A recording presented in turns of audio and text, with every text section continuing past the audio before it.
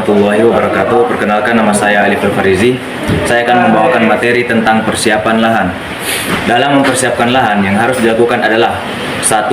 Pembersihan lahan, bekas tunggak atau akar kayu yang dapat menyebabkan rayap atau jamur akar, yang kemudian dilanjutkan dengan pengolahan tanah. Kedua, pembuatan lubang tanam yang biasanya disiapkan sejak bulan Juli sampai dengan September dan ditutup pada bulan Oktober. Tujuannya agar lubang dan tanah galiannya terkena panas yang cukup lama. Yang ketiga, pada 2 minggu sampai 1 bulan sebelum tanah diberi pupuk kandang yang telah menjadi tanah atau kompos sebanyak 5 sampai 10 kg per pohon. Yang keempat, untuk mengatur kelebihan air perlu dibuat saluran drainase yang cukup.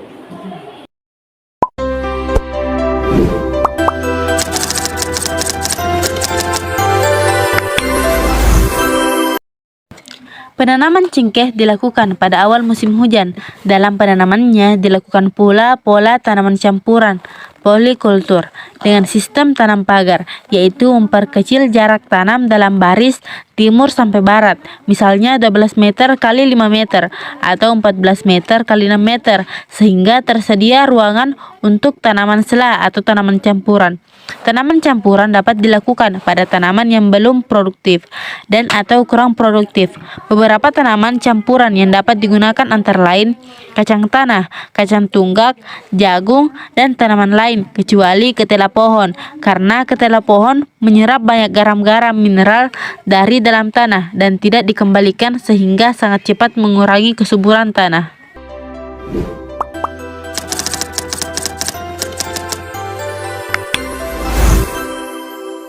Tanaman cengkeh terbagi menjadi 6 bagian. Yang pertama, pengolahan lahan dan tanaman. Pengolahan lahan dan tanaman sangat diutamakan bagi tanaman yang berumur 1-5 tahun, disebabkan angka kematian yang sangat tinggi, yaitu mencapai 10-30%, disebabkan hama, penyakit, dan gulma. Yang kedua adalah nongan. Nongan terbagi menjadi 2. Yang pertama, nongan buatan yang hanya dapat bertahan hingga 2 tahun, dan yang kedua adalah nongan alami yang dapat bertahan hingga 5 tahun. Yang ketiga, penyulaman. Penyulaman dilakukan pada awal musim hujan agar tidak terjadi kekurangan air.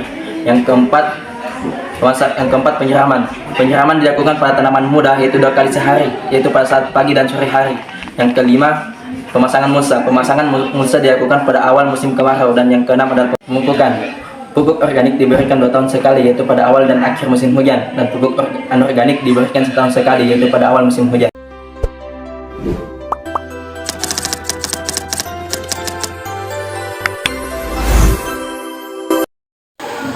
Cengkeh dapat mulai dipanen pada saat tanaman berumur 4,5 sampai 6,5 tahun. Untuk memperoleh mutu yang baik, bunga cengkeh dipetik saat batang petik, yaitu saat belum terlihat sudah penuh tetapi belum terbuka. Matang petik setiap tanaman umumnya tidak serempak dan pemetikan diulangi setiap 10-14 hari dalam 3-4 bulan. Bunga cengkeh dipetik bertanda tepat di atas buku daun terakhir.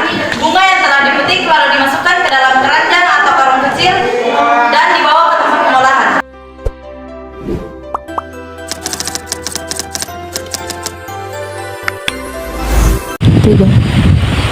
Tanaman cengkeh telah dikembangkan menjadi beberapa produk, yaitu minyak cengkeh, euklenol, teh cengkeh, bumbu dan penyedap makanan, dan obat-obat tradisional.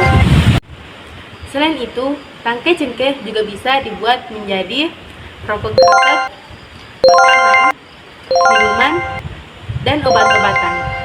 Mungkin itu saja video dari kami, kelompok keempat, tentang pengenalan budidaya tanaman cengkeh. Bila ada salah kata, mohon maafkan. Syukran. Assalamualaikum warahmatullahi wabarakatuh.